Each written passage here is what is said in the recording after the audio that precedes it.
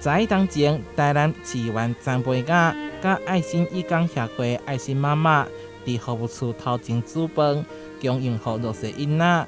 为一天供应180个便当开始，在当来供应的便当数量持续增加，到达每天供应至少350个便当。我们从2013年到现在，一共发放了21万个便当。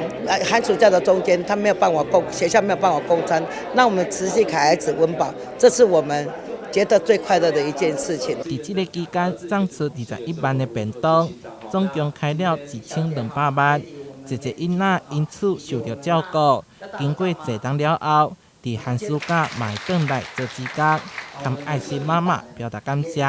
爱的经济已经铺盖。在温饱的当下呢，我们也希望说提供小孩一些资金，给小朋友安心的度过这个暑假，有便当可以吃，为孩子的笑容继续努力下去，让爱传下去。我们一起共襄盛举，一起延续下去。又以妈妈为榜样，让这样的对教育的付出，对这样公益的事情继续做下去。下一个12年，希望是由我领头来为大家努力。今年的暑假中昼顿实施日期为7月7日到8月29，为期44天。便当甲资金拢来自各方的善心企业、团体，也是个人赞助支持。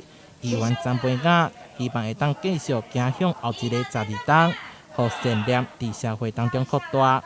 台南新闻所发采访报道。